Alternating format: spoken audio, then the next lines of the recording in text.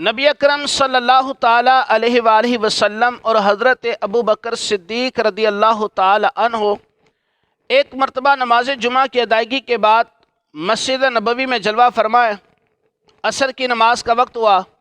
حضرت بلال حبشی رضی اللہ تعالی عنہ آئے، انہوں نے عصر کی اذان پڑھی۔ تو عصر کی اذان میں جب انہوں نے اشہد ان محمد رسول اللہ پڑھا تو حضرت سیدنا ابو بکر صدیق رضی اللہ تعالی عنہ نے اپنے انگوٹھوں کو چوم کر آنکھوں پہ لگا لیا۔ جب اذان مکمل ہوئی تو نبی اکرم صلی اللہ تعالی علیہ وآلہ وسلم نے ارشاد فرمایا، ابو بکر جیسا تم نے کیا، اگر کوئی شخص ایسا کرے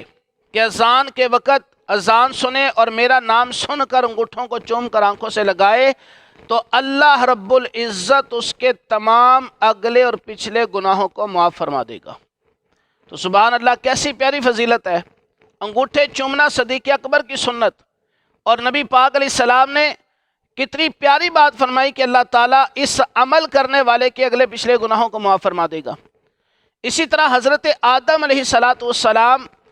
آپ جب جنت میں تھے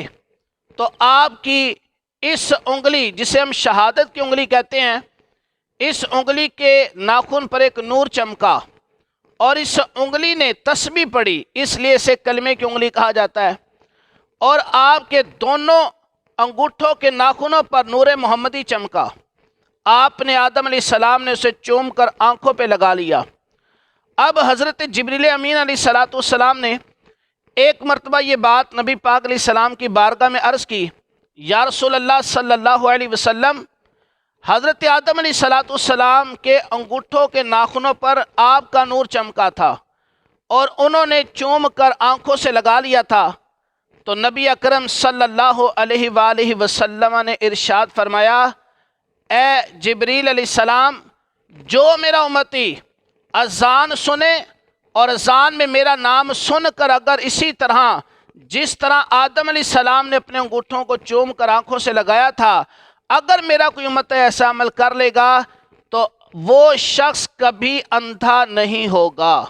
تو سبحان اللہ، کتنی پیاری فضیلت ہے۔ اگر کوئی چاہتا ہے کہ ہم ساری زندگی جو ہے وہ ہماری آنکھوں کی نورانیت، آنکھوں کی روشنی قائم رہے، تو انہیں چاہیے کہ ضرور یہ عمل کریں۔ اسی طرح حضرت علامہ ابن عابدین شامی رحمۃ اللہ تعالی علیہ فتاوی شامی کے اندر لکھتے ہیں، آپ فرماتے ہیں کہ نبی پاک علیہ السلام نے فرمایا کہ جو اذان سنے اور اذان کے وقت جب میرا نام آئے تو وہ انگوٹھوں کو چوم کر آنکھوں سے لگا لے۔ تو علامہ شامی کیا فرماتے ہیں کہ نبی پاک علیہ السلام فرماتے ہیں کہ قیامت والے دن ایسا عمل کرنے والا، یعنی اپنے انگوٹھوں کو چومنے والا، نبی پاک علیہ السلام فرماتے ہیں قیامت والے دن میں اس کا قائد بھی ہوں گا، اس کا لیڈر بھی ہوں گا، اور اسے خود جنتی صفوں میں داخل بھی کر دوں گا۔ تو نبی پاک علیہ السلام نے کتنی پیاری بات ارشاد فرمائی کہ میں ایسے بندے کو جنتی صفوں میں داخل کر دوں گا جو اذان کے وقت میرا نام سنے اور انگوٹھوں کو چوم کر آنکھوں سے لگا لے۔ حضرت علامہ ابن عابدین شامی رحمۃ اللہ تعالی علیہ ایک اور بڑی پیاری بات فرماتے ہیں، آپ فرماتے ہیں کہ اذان میں پہلی مرتبہ جب اشہد ان محمد رسول اللہ سنے تو اس پر کہے صلی اللہ علیہ یا رسول اللہ، اور دوسری مرتبہ جب اشہد ان محمد رسول اللہ سنے تو یہ کہے قرۃ عینی بک یا رسول اللہ، یہ کہنا مستحب ہے، اچھا ہے۔ پھر اپنے انگوٹھوں کو اپنی آنکھوں پر رکھے اور کہے اللہم متعنی بالسمع والبصر۔ تو فرماتے ہیں جو ایسا کرے گا تو اللہ کے محبوب علیہ السلام اسے اپنے پیچھے پیچھے جنت میں لے جائیں گے۔ تو سبحان اللہ، کتنا پیارا عمل ہے کہ آقا علیہ السلام کی محبت میں آپ کا نام سن کر اگر ہم انگوٹھوں کو چوم کر آنکھوں سے لگائے تو کتنی بشارتیں ہی بشارتیں ہیں۔ ہاں، یاد رکھیں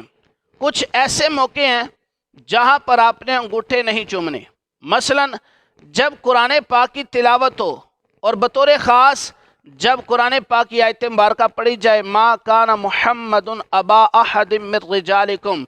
جب یہ آیت مبارکہ پڑھی جائے تو وہاں پر انگوٹھے اس وقت نہیں چومنے بلکہ توجہ کے ساتھ جو ہے وہ تلاوت قرآن پاک سننی ہے۔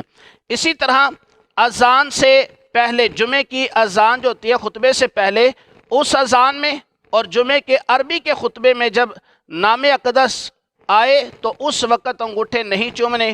اسی طرح بعض اوقات لوگ وضو کرتے وقت سر کا مسح جب کرتے ہیں تو انگوٹھوں کو چوم کر سر کا مسح کرتے ہیں، تو یاد رکھیں یہاں پر جب وضو کے دوران سر کا مسح کرنا ہے تو انگوٹھے نہیں چومنے۔ اسی طرح چومنے کا انداز بعض اوقات مختلف ہوتا ہے، بعض اوقات لوگ ایسے چومتے ہیں